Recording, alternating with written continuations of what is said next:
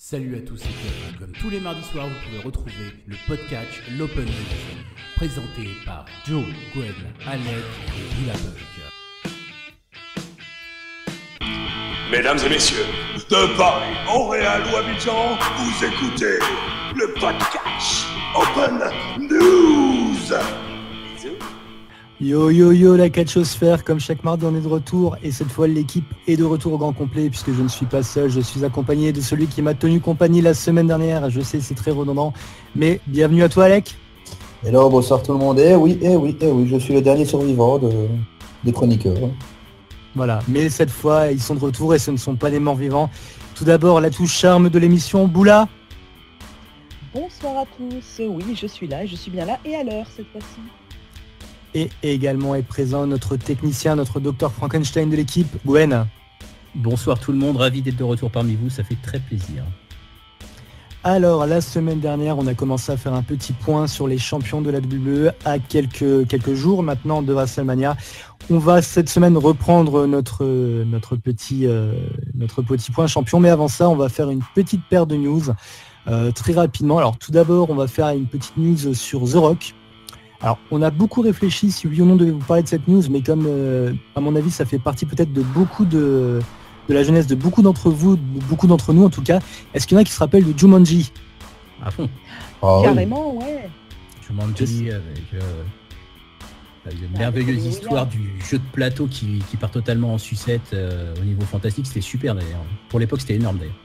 Voilà, bon alors bien évidemment on se demande quel est le rapport avec le catch. Pour ceux qui ne le savent pas, il va bientôt y avoir un remake de ce film. Enfin d'ailleurs remake qui apparemment serait plutôt un reboot suite, comme ils aiment bien faire à Hollywood, et dans lequel jouera notre ami Le Rocher, Dwayne Johnson.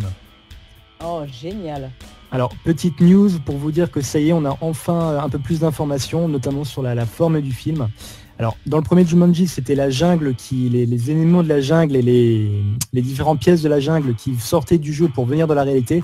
Et cette fois-ci, dans le remake, on a un petit peu plus de news sur le scénario. En fait, il s'agira d'un jeu vidéo dans lequel des adolescents sont aspirés et qui vont se retrouver à jouer le rôle de leur avatar dans le jeu. D'où le fait des tenues un petit peu typées qu'on a pu voir dans les premières photos. C'est parce qu'en fait, ce sont des personnages de jeux vidéo. Donc en fait, The Rock joue le rôle d'un personnage de jeu vidéo qui est interprété par un ado. Est-ce que c'est clair ? C'est clair, mais par contre, dans le premier, il se retrouvait dans le jeu aussi. Très clair. Alors en fait, dans le premier, effectivement, c'était Robin Williams qui était dans le jeu et qui sortait... qui sortait suite au lancer 2D des deux personnages principaux. Voilà, c'était la petite news cinéma. Merci Joe. Est-ce que vous reprendrez une petite news avant d'attaquer le sujet principal de l'émission ? Allez, vas-y, on est chaud, vas-y, balance tout là. Vas-y, balance le son, papa. Vas-y. Alors, c'est une petite citation de Triple H. Je remercie Alex, c'est Alex qui nous l'a donné. Alors c'est très intéressant et c'est super intéressant. C'est Triple H qui nous dit. En parlant de Roman Reigns, les gens peuvent regarder Roman et dire « il se foire totalement sur sa mise en place ». Mais Roman fait vendre. Chaque nuit, Roman obtient une des plus grosses pop, peu importe que ça soit en bien ou en mal. Les fans qui disent « pourquoi il ne fout pas Reigns en heel, j'ai du mal, ne l'est-il pas déjà ?»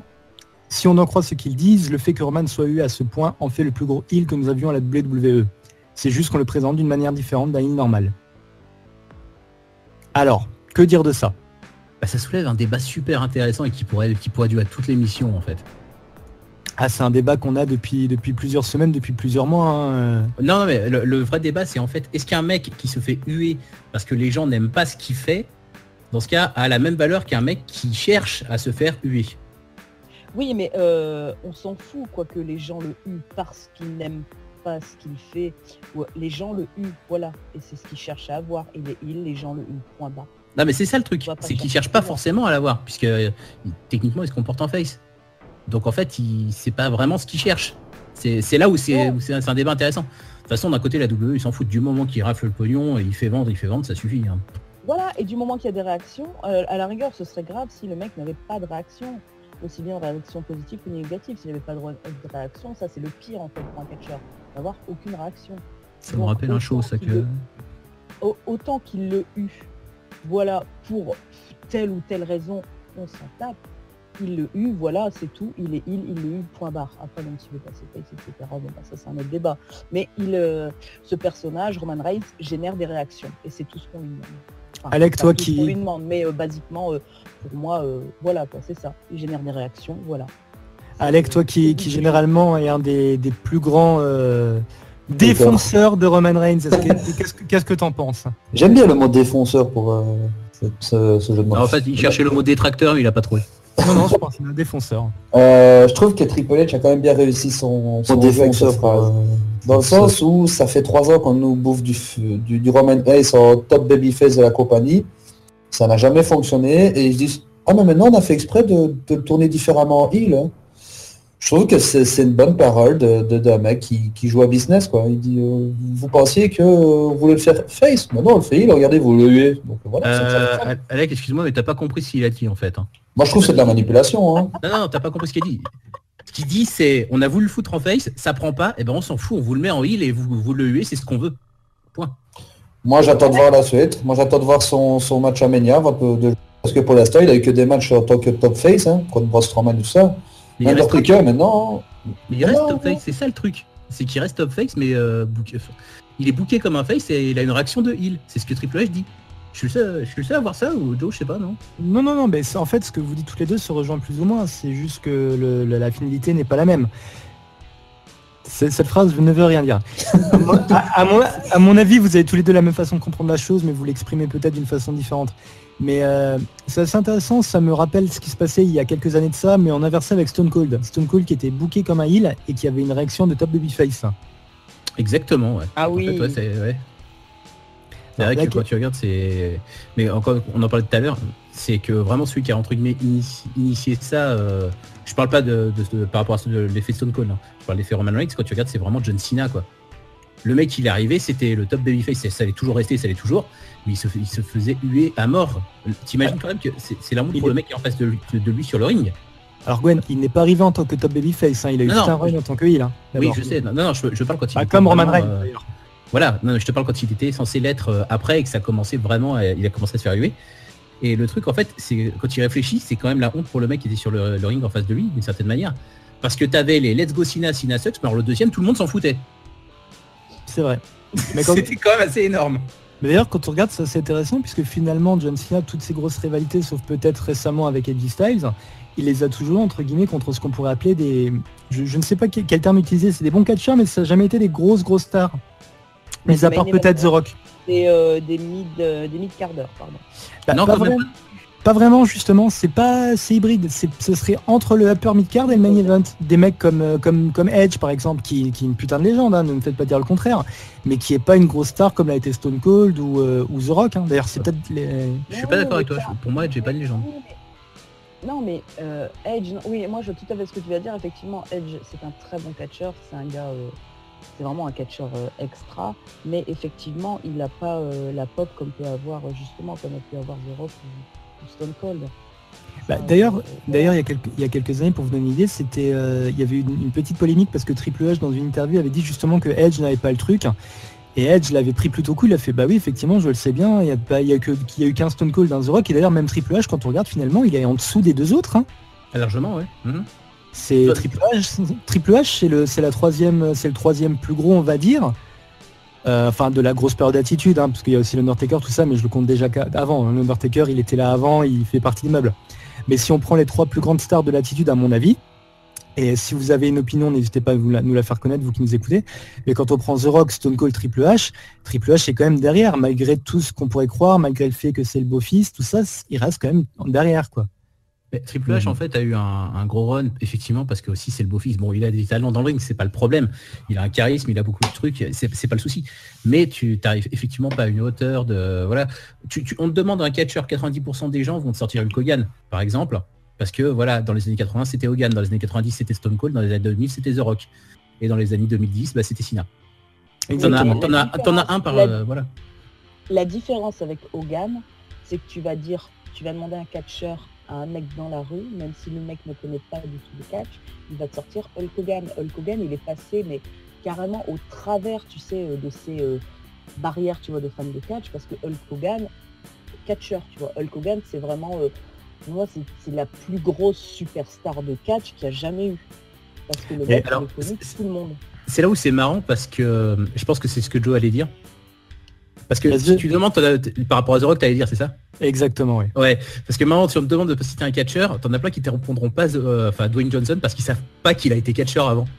Ah ben pour moi, Non, justement, exactement. Et il y en a énormément, t'as énormément de cinéphiles qui vont voir The Rock, Dwayne Johnson, alors je ne sais plus, enfin, sincèrement, je sais pas comment il est annoncé sur ses... Dwayne Johnson tout le temps maintenant.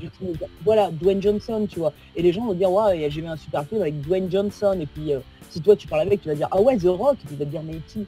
Tu vois, lui maintenant, il est plus, voilà, tu vois... Oui, mais justement, à une époque, il a été The Rock, en fait, quand il a fait vraiment sa transition entre le catch et le cinéma, il a permis de populariser le catch. Par contre, je vous propose qu'on en arrête là pour cette news, hein, puisqu'on était de toute façon en train de digresser. Et on va passer à une première pub avec Passion Fruit de Drake, et on vous dit à dans quelques minutes. Et de retour sur Zone Radio après Passion Fruit de Drake.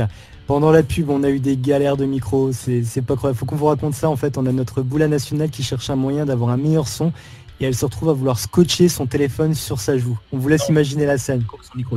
Non, il faut tout remettre dans son contexte. Je n'ai pas mon casque qui est resté dans mon appartement, on va dire. Donc j'ai mon casque de téléphone et ce qui fait que le machin il pendouille, donc il arrive en bas de ma tête. Donc je suis obligée de le tenir dans la main ou alors je le scotche sur mon visage. Si vous avez entendu des rires, c'est normal, c'est un truc qui pendouille, et ben nous aussi on a ça, mais on les scotche pas quoi. Enfin, on va reprendre.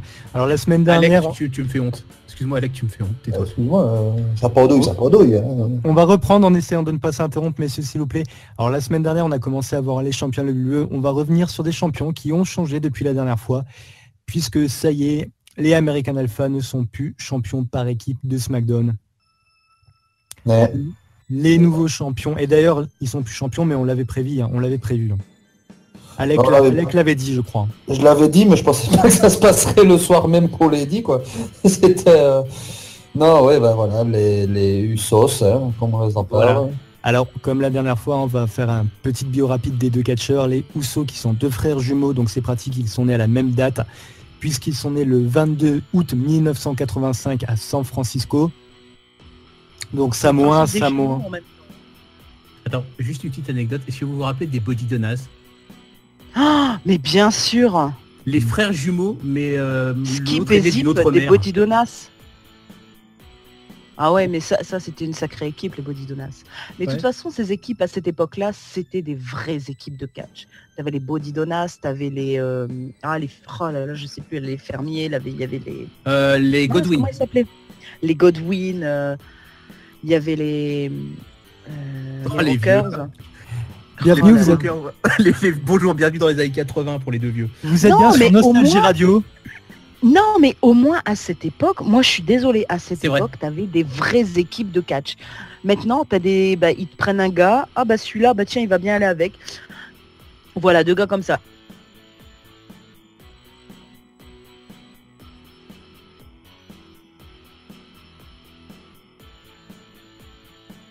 Équipes venir sur Cesaro et Sheamus qui, pour moi,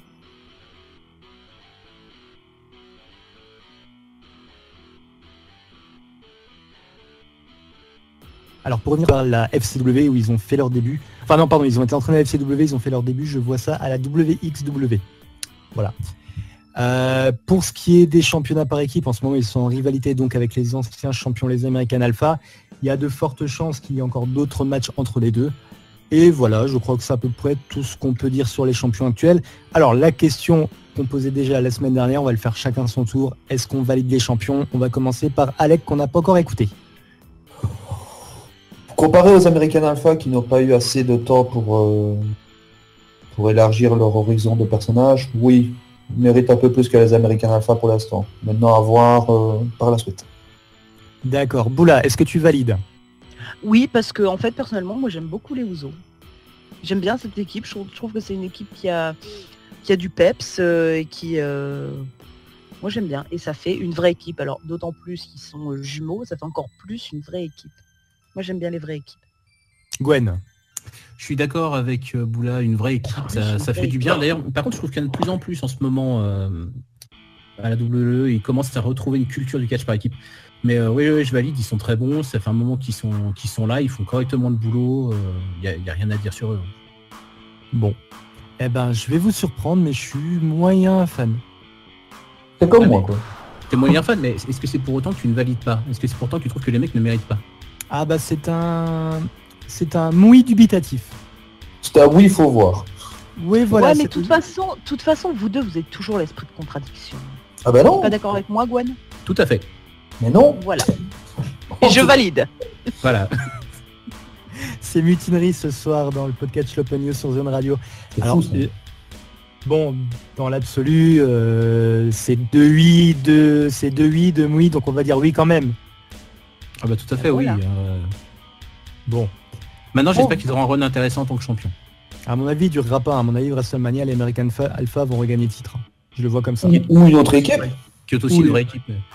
Mais juste en vitesse, histoire de vous dire un petit truc, enfin pas à vous, mais aux auditeurs, pour ce que nous, Boula et moi, appelons une vraie équipe, et puis même les autres d'ailleurs, la plupart du temps, c'est des mecs qui ont été formés ensemble et qui se sont dit on va catcher tous les deux parce qu'on s'aime bien. Et parce qu'on a une bonne complémentarité. Donc ça, c'est une vraie équipe. La WWE qui prend deux mecs et qui les met ensemble, ça match assez rarement. Pour moi, le seul où vraiment ça a bien fonctionné, ça reste quand même... Biggie et puis et toute sa clique qui ça a bien pris, mais en fait c'est assez rare quand même que ça fonctionne, ça s'étiole très très rapidement. Oui, je pense que c'est le bon mot de conclusion sur cette partie. On va ensuite passer au champion Cruiserweight. Alors il y a pas mal à dire à mon avis. Le champion Cruiserweight qui est actuellement Neville. Neville qui a 30 ans, il est né le 22 août 1986. Il nous vient de Newcastle. Il est en Angleterre, effectivement. Et il a commencé sa carrière, il a commencé sa carrière en 2004. Donc il a commencé relativement tôt quand même. C'est puisqu'il a possible. 16 ans. 16 ans, oui. 16 ans. 16-17 ans, non mais... Et ça c'est marrant parce que c'est un mec, enfin je sais pas pour vous, moi j'ai l'impression de l'avoir toujours connu en fait. Bah, il fait Moi, ça tellement fait très partie. longtemps que je le connais. Hein.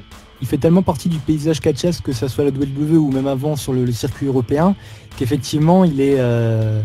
où il était connu sous le nom de Pac, hein, peut-être pour ceux qui... Pac ou Jungle Pack pour d'autres. Ouais. Et effectivement, il fait un peu partie, entre guillemets, des meubles, si on peut parler ainsi. Et pourtant, c'est impressionnant vu son âge. Hein. Quand j'ai vu son âge, je vous cache pas que j'étais très surpris quand on voit la carrière qu'il a déjà. Bah, d'un côté, le mec est impressionnant tout court, hein, j'ai envie de te dire. Déjà, rien que quand tu vois son physique, ce qu'il est capable de produire dans le ring, t'as l'impression que le mec il fait 70 kilos alors qu'il doit être pas loin des 90, 95, je crois, un truc comme ça. Alors, selon Wikipédia, qui est notre fournisseur officiel d'informations avec Direct Wrestling, il fait 84 kilos pour 1m73. Autant pour moi. Enfin, en tout cas, il fait massif, on est d'accord, les gars. Ah oui, bah Il fait surtout très depuis qu'il est massif, à hein. WWE, hein. Voilà. Mais le mec, il vole, c'est hallucinant. Je crois que ça doit être un des surnoms les moins usurpés qu'on peut trouver, quoi. Le mec, la personne qui a la gravité à oublier, quoi. Ouais, et ses oreilles faux giratoires. Alors là, ce que j'aime bien, c'est qu'on a entendu Alec, il a pas parlé depuis le début de la présentation, et on voit que dès qu'il a eu l'occasion, il s'est jeté sur le micro pour faire sa vanne. Ouais, tu sais quoi, je vais peut-être être cassant, mais et 1/100 de son talent et on en reparle. Je l'ai. Non. Si. Ah, non. Bref, donc il est champion. Il est champion, il a battu le dernier champion qui était... zut, excusez-moi, j'ai un petit trou. TJ Perkins. Non, il y en a eu un autre. C'est pour vous dire... Brian Kendrick, pardon.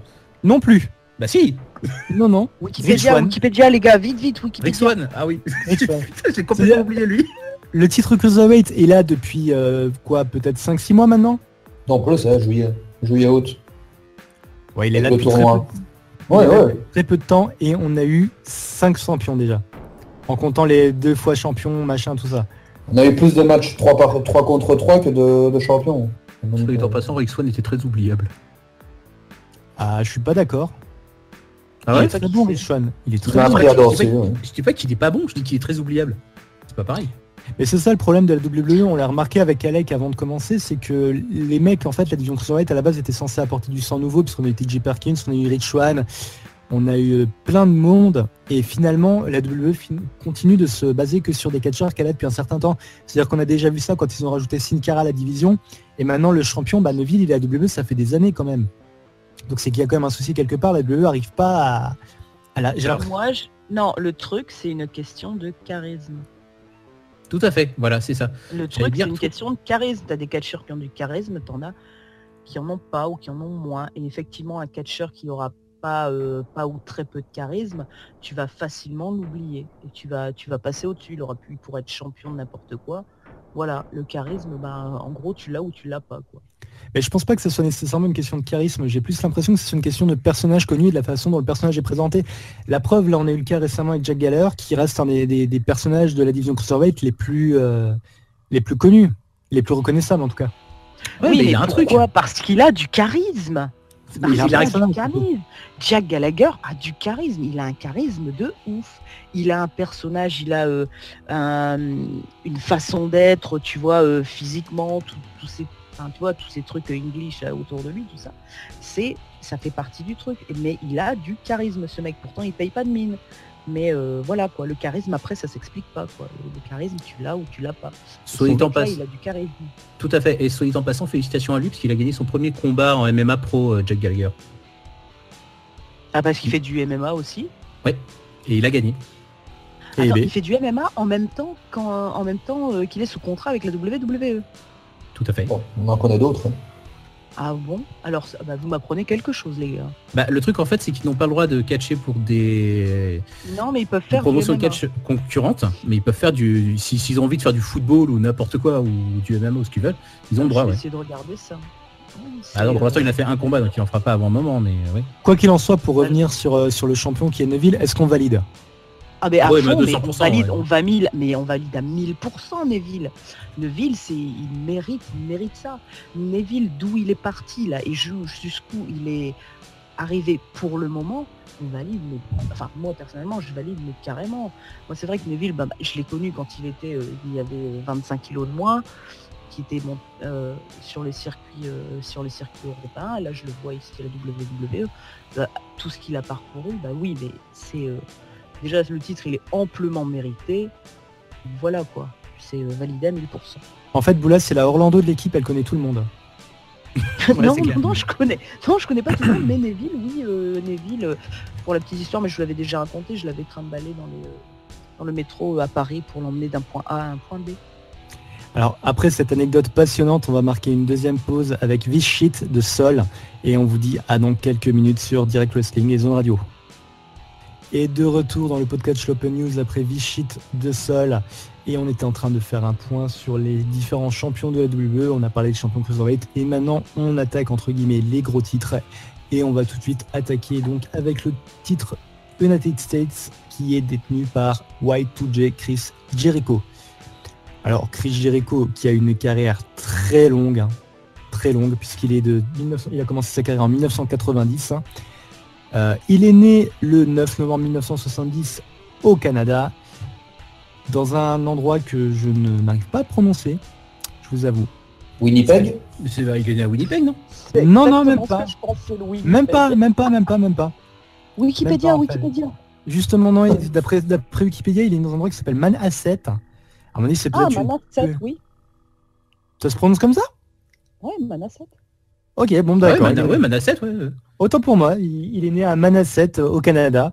Je passe pour un con, là, c'est ça? Ouais, parce qu'il est né aux États-Unis, à New York. Si tu ne peux pas dire Manhasset, imagine si on te demande de nous sortir le volcan islandais, là. Et là, il a fait le coup, ouais. Non, mais sinon, il est né à Manhasset, mais c'est dans l'état de New York, aux États-Unis, hein. C'est pas au Canada. Voilà. Voilà. Je suis découvert en fait. Je fais travailler. J'ai fait travailler pour les informations ma femme que j'ai payée grassement et je me présente aux prochaines élections présidentielles. Voilà. Demande à te faire rembourser là parce que là tu t'es fait arnaquer. Ah, la vie à l'enfion, quoi. Ouais, plus sérieusement, je pensais que tout le monde qui était de Winnipeg. Hein, donc... Bon, quoi qu'il en soit, effectivement, il est né à Manhasset aux États-Unis, mais il est canadien. Ceci explique cela. On va dire qu'il est né à Winnipeg. Donc Chris Jericho est né le 9 novembre 1970 à Winnipeg. Voilà, comme ça, donc il est né à Manhasset aux États-Unis. Il est champion depuis qu'il a battu Roman Reigns avec l'aide du très bon Kevin Owens. Et il est actuellement en rivalité avec ce dernier. Alors, Chris Jericho. Qu'a-t-on à en dire? On va commencer de nouveau par... on va commencer par Boula, tiens. Ouais. D'ailleurs, Chris Jericho, il fait encore de la musique? Tout à fait, oui. Okay. Oui, c'est pour ça que dans pas longtemps, il va s'arrêter sûrement. Oui, donc c'est pour faire sa promo, quoi, pour sa future tournée qu'il est champion, c'est ça, non? Non, moi, pour Chris Jericho, je valide parce que c'est vrai que c'est un bon catcheur, ça fait partie des catcheurs que j'apprécie énormément, et donc oui, Chris Jericho mérite largement son titre. Bon, donc tu valides. Ah oui, carrément. Ok, Alec. Je suis un des premiers fans de Chris Jericho, que ce soit en face ou que ce soit en heel. Malheureusement, oui, je l'accepte en tant que champion, mais pour le titre United States, parce que Cena l'avait bien remis dans le jeu avec des défenses de titre souvent, mais là, je crois que c'est 2 défenses de titre cette année, quoi, même pas. Je parle de 2017, je parle pas... Oui. Voilà. Et pendant l'émission, mon chat est en train de me troller, essayer de travailler avec un chat qui vous fait tout tomber. Désolé. Oui, alors effectivement, le titre US a un peu perdu de sa superbe depuis quelques temps. Hein. Maintenant, c'est pas... La période où il a été défendu par Cena dans des matchs qui étaient vraiment très bons d'ailleurs est un peu loin derrière nous, malheureusement. C'est bon. Ouais, je pense que c'était l'année passée ou il y a 2 ans, le WrestleMania où il l'a gagné. Ça va faire 2 ans, je crois. Voilà. Donc, est-ce que tu valides quand même? Jericho, oui, je valide. Oh, oui. Ok. Et toi, Gwen? Au vu de la carrière du mec et du talent qu'il a, parce que même si effectivement il s'arrête, il reprend et tout, on va pas se mentir, il a pas perdu, quoi. Oui, puis il est là depuis quelques mois quand même maintenant, on continue. Oui, non, mais c'est tout ce qui va s'arrêter dès que Fodzy va repartir en tournée, c'est pas le problème, mais bon, après, si ça fait toujours plaisir de le revoir, donc c'est ça. Comment tu peux ne pas valider un mec comme ça? Il a une carrière absolue. Tu peux valider le catcheur en tant que tel, mais tu peux par exemple ne pas accrocher à la façon dont il est présenté en tant que champion ou les circonstances dans lesquelles il a gagné le titre. C'est aussi une possibilité. Ça a été super bien amené, j'ai envie de te dire. Non, si, je valide. La façon dont il est arrivé en tant que champion pour essayer de se mettre entre guillemets à la hauteur de Kevin Owens, etc. et tout. Non, comment tu veux ne pas valider? Non, je trouve que c'est une des storylines les mieux foutues de l'année dernière, ça. C'est un peu dommage d'ailleurs que les deux s'affrontent à Mania, mais pas pour un titre plus important au final. Hein. Oui et non. Oui. Bon, ça on en reparlera après. Bon, on valide. Ouais, on valide. On valide. Totalement. On passe au champion intercontinental, également un ancien champion du monde, un ancien champion WWE, puisqu'il s'agit de Dean Ambrose. Dean Ambrose qui est né à Cincinnati aux États-Unis et non pas au Canada le 7 décembre 1985, qui a commencé sa carrière en 2004 également, et qui a notamment fait ses armes à la CZW sous le nom de Johnny Moxley. Voilà. Bon, Jonathan Moxley, effectivement. Il a gagné le titre intercontinental en battant le Miz, qui est un peu un de nos chouchous. Hein. On est d'accord? Miz est très bon. Ouais. Voilà. Alors, que dire de son run? On va commencer par toi, Gwen. Moi, j'attends surtout de voir où ça va mener, parce que j'ai l'impression que il va pas rester champion intercontinental. Pour rester champion intercontinental, à mon avis, ça va chercher à l'amener encore à quelque chose. Alors, en l'occurrence, il est en rivalité avec Baron Corbin. Oui, non, mais je dis pas que pour l'instant, ça va... mais je pense que pour plus tard, ça va l'emmener à un truc. Parce que bon, c'est quand même assez rare qu'un mec qui soit un chouchou du public comme ça se retrouve avec un titre et que ça l'amène pas à autre chose au-dessus. C'est arrivé très souvent, hein, surtout que le titre intercontinental a beaucoup perdu de sa superbe et c'est un peu devenu le prix de consolation pour les anciens champions du monde qui sont pas au niveau main event. Hein. Oui, sauf qu'il est au niveau main event. Non, faut croire que non, puisqu'il y a quand même des trucs qui font que ça ne marche pas. Pour moi, il va se retrouver dans l'année dans un match pour le titre et le gagner ou pas, enfin le titre de champion du monde, le gagner ou pas, j'en ai aucune idée. Mais bon, après, faut pas oublier non plus quand même que mine de rien, il l'a gagné contre. C'était contre qui C'était contre Seth Rollins et Roman Reigns à Money in the Bank. Voilà, donc c'était pas non plus une petite défense, c'est pas non plus une petite victoire. Enfin, je sais pas. Moi, j'attends de voir quand même, mais bon. Tu valides quand même? Oui, je valide, bien sûr. J'adore ce mec, donc voilà. Et puis, je trouve qu'il fait un super bon champion. Ou au pire, c'est pour redorer la ceinture, mais dans ce cas, il y arrivera sans problème. Bon. Boula. Oui. Est-ce que tu valides? Oui, moi c'est pareil, hein, je valide. Hein, moi, je suis... comment dire moi c'est un catcheur aussi que j'apprécie beaucoup. Je le connaissais pas quand il était sur le circuit indépendant, mais là quand j'ai découvert à Shield et tout ça, bon, il m'a bien plu. En fait, j'aime bien son personnage un petit peu déjanté. Donc oui, je valide. Il mérite. Ok. Et toi, Alec? Tu m'aurais posé la question il y a 3 mois, je t'aurais dit oui. Mais je sens le mec qui va faire mal. Mais oui, il me fait mal d'ailleurs. J'ai l'impression qu'il n'est même que le titre intercontinental en soi n'est même plus au second, mais il est carrément au 3e plan, quoi. C'est limite, tu le mets en open show de SmackDown, ça revient au même, quoi. Mais alors attends, Alec, une question, c'est quoi le 2e plan pour toi dans ce cas? Cena Styles, par rapport au premier plan qui est pour l'instant Wyatt Orton, à ce moment-là. Et maintenant pour WrestleMania, t'as AJ Styles et McMahon qui est quand même placé sur un bon plan aussi. T'as le match mixte des 2 couples là, qui est aussi mis plus en avant. Alors que Corbin et Ambrose, pour l'instant, ils ont juste 2-3 blabla, et puis merci, au revoir, quoi. Le titre a perdu vraiment de sa saveur. Depuis qu'il y a eu des échanges entre The Miz et Dolph Ziggler, oui. Puis voilà, il l'a gagné, tant mieux. Et puis petit à petit, j'ai commencé à me dire, mais pourrait le défendre aussi. Et puis non, c'est... Voilà, j'attends de voir. Tu dubitatises. Mais j'attends de voir ce qui va se passer. Je pense que Ambrose va le perdre à WrestleMania et que Corbin va avoir un petit run de championnat intercontinental. Maintenant, Gwen l'a dit, il pourrait avoir un match de championnat, mais avant Ambrose, tu as quand même AJ Styles qui peut en avoir un, tu as Orton ou Wyatt qui vont avoir une revanche, ou que sais-je.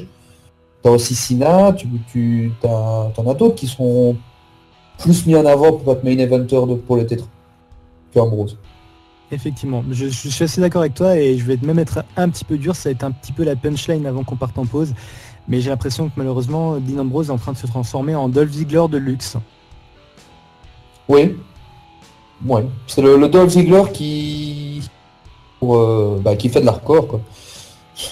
Va falloir espérer qu'il y a aussi ça remonter la pente parce que c'est quand même un très bon catcheur, comme Dolph Ziggler d'ailleurs, hein. Mais il faudra le truc qui fasse que il tombe pas dans les bas-fonds du match interchangeable comme Ziggler. Mais même Ziggler est même encore plus bas qu'Ambrose pour l'instant, hein. Oui, c'est pour ça que j'ai dit que c'est un Dolph Ziggler amélioré. Alors par contre, on va marquer une dernière pause musicale avec Nikes on My Feet de Mac Miller et on vous dit à dans quelques minutes pour la dernière partie de l'émission. De retour dans le podcast L'Open News. Désolé, on a été pris de court par ce lancement super abrupt de notre Super Simon, notre réalisateur. C'était Nikes on My Feet de Mac Miller et on est de retour dans le podcast L'Open News sur Zone Radio. Et on va attaquer les 2 gros morceaux, les 2 titres principaux de la WWE. Et on va tout de suite commencer avec le World Heavyweight Championship qui est détenu par Bray Wyatt. Bray Wyatt qui est né à Brooksville en Floride, encore une fois aux États-Unis et non pas au Canada. Il est de 1987. Il est plutôt jeune, hein, l'ami Bray Wyatt. Il mesure 1m91, pèse 129 kg, a débuté le catch en 2009 et a fait ses armes à la FCW. Donc on peut dire que c'est clairement totalement un produit WWE. Accessoirement c'est aussi quand même le fils de ARS. Et effectivement, ouais. Qui était catcheur à la WWE dans les années 80 aussi. Son vrai nom est Wyndham Lawrence Rotunda. Voilà. Et il était anciennement Husky Harris et il a fait partie du Nexus notamment. Et d'ailleurs c'est assez hallucinant de voir l'évolution qu'il a eu. Comme on disait pendant la pause, il me fait un peu penser à Kane dans le côté évolution du personnage. Ah oui, mais clairement, de toute façon. En Husky Harris, il se serait enterré, et puis là, je sais pas si c'est son idée à lui, je pense que oui d'ailleurs. Mais effectivement, ça lui a permis de partir dans d'autres sphères, avec la Wyatt Family, etc. C'est absolument énorme comme idée. Alors on va voir si on valide ou pas. On va commencer par toi, Gwen, puisque tu as pris la parole là. Bah ouais, je valide. Point. Le mec, il le mérite, tout simplement. Il a un charisme de taré, tout le monde voulait qu'il soit champion, moi y compris. Donc bien sûr, je valide. Bon. Alec. Bray Wyatt, oui. Bray Wyatt champion, oui. Bray Wyatt champion à WrestleMania, oui. Je crois que tu valides. Bien sûr que je valide. C'est pour moi un des meilleurs champions qu'on peut avoir pour l'instant à WWE. D'accord. Bon. Boula. Ah bah moi pareil, hein, je valide aussi un charisme 2. Et ouais, et moi j'adore le voir sur le ring. J'aime son look, j'aime tout chez lui en fait. Je kiffe. Donc tu valides. Ah ben oui, carrément. Alors, quant à moi, je valide avec un mais. J'espère juste que ce ne sera pas juste un champion de transition en attendant que Orton prenne le titre. Et j'aimerais bien le voir dans d'autres rivalités avec le titre, parce qu'il faut reconnaître que pour l'instant, sa rivalité avec Orton, c'est un peu tout caca. Hein. Ouais. Ben, je pense pas qu'il va le perdre, Arménien. Je pense justement que ça va le forger dans un des plus grands main eventers de SmackDown de la nouvelle ère. Quoi. Espérons, puisque quand on regarde, il a gagné le titre dans un match à plusieurs, donc on va dire que le travail était entre guillemets simplifié, hein, même si c'était dans Elimination Chamber. Mais c'est vrai que j'aimerais bien le voir gagner contre Orton, et puis vraiment... je sais pas, je me projette peut-être trop loin, mais peut-être un face turn, ce serait bien, j'aimerais bien. Mais il avait pas défendu son titre contre Cena en un contre un, où il y avait une... Oui, mais il me semble qu'il y avait eu des interventions, c'était assez... Pour l'instant, il a pas... En fait, ce que je veux dire, c'est qu'il n'a pas vraiment eu de rivalité, de grosse rivalité en 1 contre 1, quoi. Mis à part contre Orton, justement. Ah oui, non, dans ce sens-là, oui, je peux comprendre. Voilà, mais sinon, effectivement, je valide en espérant que ça l'emmène encore plus loin. Et on est passé un peu plus vite sur Bray Wyatt, parce qu'à mon avis, il va y avoir pas mal de débats sur le dernier champion, le champion Universal. Vu le catcheur qu'il détient, on peut même dire que c'est le champion Universal Soldiers, hein, pour ceux qui ont vu ce superbe film qui est Universal Soldier 2, puisqu'il s'agit de Bill Goldberg, qui a 50 ans. Il est né le 27 décembre 1966 à Tulsa, aux États-Unis, et non pas au Canada. Running joke. Son vrai nom est William Scott Goldberg.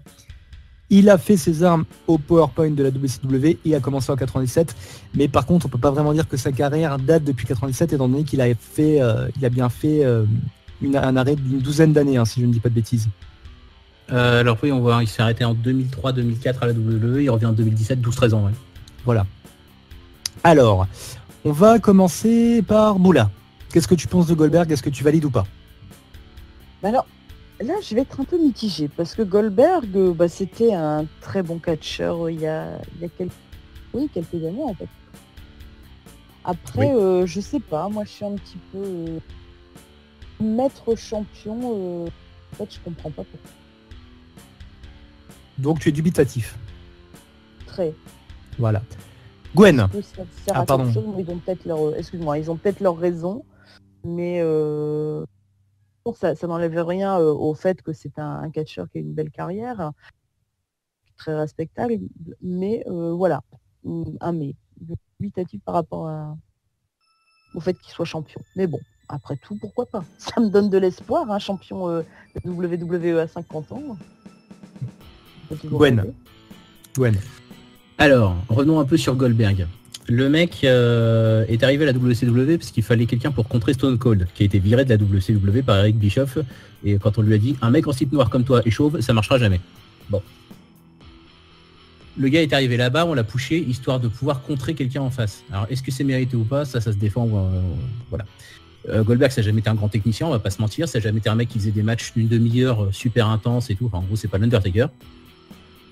Ça, c'est indiscutable. Maintenant, le gars, quand il arrive, il en impose. Il en imposait il y a 12 ans, il en impose toujours aujourd'hui. Ce qui est impressionnant vu son âge. Hein. Ouais, il a on voit l'Undertaker qui est dans la même... bon, c'est pas, encore une fois, c'est pas le même rythme, mais comparé à l'Undertaker, c'est assez violent quand même. Hein. Ouais, mais clairement, il a une forme, on va pas se mentir, il a une forme physique quand même de malade. C'est vrai. Voilà. Alors, critiquer ou pas, bon catcheur, bon lutteur, non. Bon catcheur, oui, parce que voilà, il fait réagir la foule. Le mec, il arrive et tout. Il y a quelque chose. Voilà, c'est ça un catcheur. Donc, est-ce qu'il y a un bon catcheur qui fait réagir la foule à 200% en mérite d'être champion? On le veuille ou non, oui. Le mec fait vendre, il va faire vendre des billets à mort. Là, il y a des gens qui ont envie de voir le Lesnar Goldberg. Le mec, il a explosé tout le monde en 30 secondes. C'est sûr, c'est cheaté, mais bon, c'est pas grave. C'est Goldberg, ça passe comme ça. Est-ce que voilà, une ceinture? Ouais. Maintenant, lui laisser après? Non. Je pense très honnêtement qu'il faudrait quand même qu'il la perde à Mania, faut pas déconner non plus. Mais voilà, et puis de toute façon, on se doutait qu'il allait être champion quand il est revenu et qu'il a Gwen, s'il te plaît, l'émission ne dure qu'1 heure. Est-ce que tu valides? Ouais, je valide. Voilà. Alec, est-ce que tu valides? Non. Merci Alec. Je peux reprendre maintenant donc. Merci Alec. Donc, non, attendez, laissez Alec. Conclure, Alec, pourquoi tu ne valides pas? C'est pas non plus... voilà. Je valide Goldberg en tant que catcheur, et vous ne voyez pas les traits. Mais pas champion universel, quoi. Non. On aurait pu très bien avoir un match Goldberg-Lesnar sans titre et laisser le titre à Kevin Owens contre Jericho, là où on aurait eu une meilleure histoire. On l'a donné à Goldberg parce qu'il a une pop depuis qu'il est revenu, ok, d'accord, mais... Non Alec, je t'arrête parce que ça fait Reddit. Non, ça fait pas Reddit, ça fait juste... Bien sûr que si, WrestleMania Goldberg-Lesnar qui se retrouve pour un match sans titre, ça s'est déjà fait, et c'était une catastrophe. Oui, ben ça va être encore pire maintenant. Peut-être, voilà. mais le truc, en fait, fallait trouver un enjeu un peu plus grand que la dernière fois. C'est tout. Bof. Non, moi j'ai cette haine, enfin, je veux dire haine carrément, de ces part-timers à la WWE. Il y en a qui méritent beaucoup plus, qui se sont donnés beaucoup plus pendant un an que eux, que ce soit Lesnar ou que ce soit Goldberg, et on les met dans du second, troisième, quatrième, cinquième pré-show degré, quoi.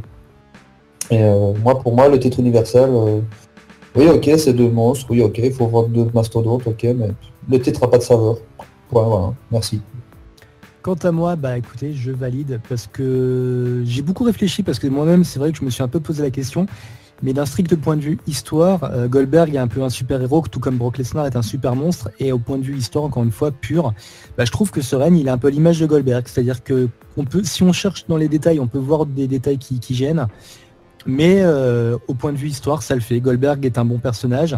C'est intéressant de voir le titre. Ils ont réussi à cacher ses défauts, puisque effectivement, à mon avis, il ne sera pas capable de faire un match d'une demi-heure, mais ils ont réussi à cacher ça. Et je trouve qu'ils sont assez bien démerdés, donc je valide. Et effectivement, là par contre, je ne sais pas comment ça va se passer après WrestleMania, mais en tout cas, je suis curieux. Voilà. Et je valide ton avis. Voilà. Et moi, je valide la validation de Gwen. D'accord. Alec, est-ce que tu peux valider la validation de Boula qui validait la validation de Gwen qui validait ma validation? Je valide ce que j'ai dit. Ouais, non, il valide pas, donc il va pas valider. De toute façon, il est belge, il a l'esprit de contrariété. Bon. Sur ce, on va se dire au revoir. On vous donne rendez-vous très bientôt pour tout ce qui va se passer le soir de Mania sur Zone Radio et sur Direct Wrestling. Il va y avoir du très très bon qui se prépare, du très très lourd. Surtout restez à l'écoute. On se donne rendez-vous très prochainement également pour les replays de cette émission et celui de la semaine dernière. On va vous faire un petit pack sympa avec tout notre point sur les champions. Vous pouvez nous rejoindre sur les réseaux sociaux, la page Facebook, le podcast L'Open News, vous abonner à la chaîne YouTube, tout ça. Et d'ici là, on vous dit à très bientôt. On vous fait plein de bisous et surtout passez un très bon WrestleMania les gens. Salut à tous, n'oubliez pas dans la nuit de dimanche à lundi, WrestleMania. Ciao, ciao. Bisous à tous et puis à la semaine prochaine.